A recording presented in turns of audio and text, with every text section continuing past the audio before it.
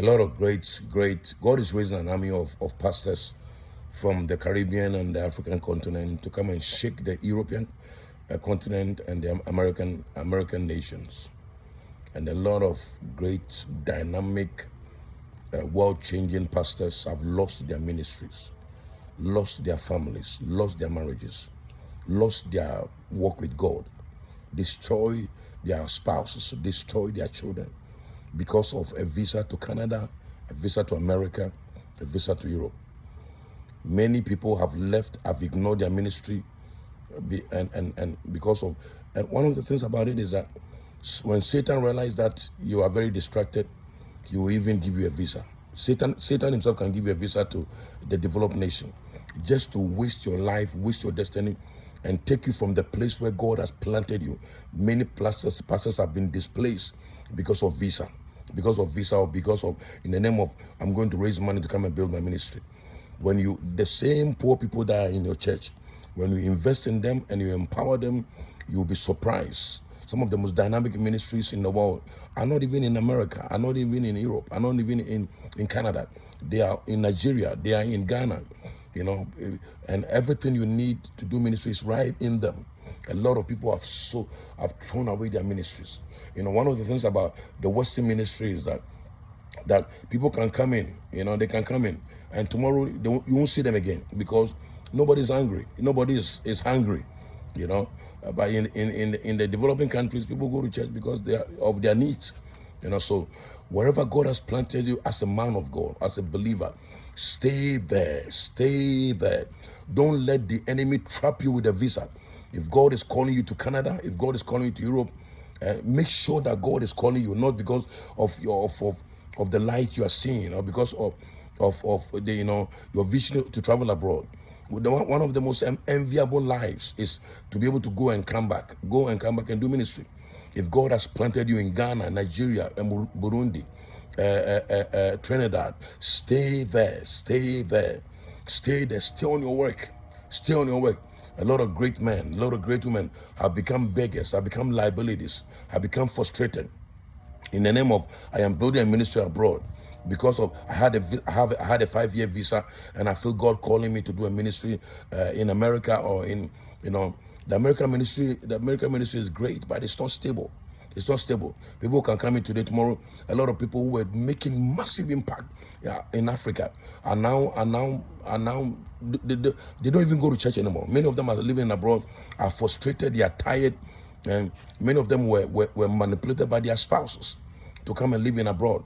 I met a great man who had one of the biggest ministry in the nation, And then his wife was, encouraging him that let's go and live in abroad. We had a visa, 5 years visa, and took his wife and children. And he came back and lived in a certain state in America, lost the ministry in Nigeria, lost the ministry here, very frustrated. The last time I met him, he was so frustrated. And I keep meeting a lot of pastors like that. A lot of pastors. Many of them, their marriages have collapsed. The Western system put pressure on your marriage. Today you want this, tomorrow you want this, tomorrow you want this, tomorrow you want this. And then the negative influence and the pressure of the system has put pressure on marriages, and has crushed a lot of marriages. Many marriages of pastors who were doing well in Africa, moved to America, moved to Europe, have lost their marriages, have lost their home. Many have lost their fire. Many have lost their zeal for God. Many have become, just many of them have even stopped going, have backslided. Pastors, men of God. There was a great man that was a leading evangelist in the nation, Came back to America, backslided, started sleeping with women, backslid, paying bills. The wife was putting pressure on him. They have to buy a house, they have to do this, they have to do it. Before he realized, and the last time I spoke to him, I said, man, he went back to his country, and the fire has gone. Ministry has died. He doesn't even go to church anymore. And this man used to be the leading evangelist in the whole of that nation. Don't let, as a man of God, don't let a visa, don't let poverty, don't let Satan entice you with a visa and relocate from your own country, and not even your country, but the place where God has planted you. Where God has planted you, stay there. Make an impact there. There is fulfillment when you stay in your place of fulfillment. And there are people that God is raising. There are people that God is raising to go into these nations, these developed nations, to shake the world. But many of them, when they enter into the developed countries, they lose their fire. They start chasing the money, and before they realize, and the money you chase it, you pay bills. You chase it, you pay bills. You chase, you pay bills. By the time you realize that what God has called you, you are too old. There's no strength in you to do it anymore. It is time to stay where you are planted. Listen to the Holy Spirit. Seek God. Don't let Satan trap you. Satan can give you a visa. When you realize that you are distracted, Satan can frustrate your life by opening the door for you. All right? So many of you that are building marriages, stay there.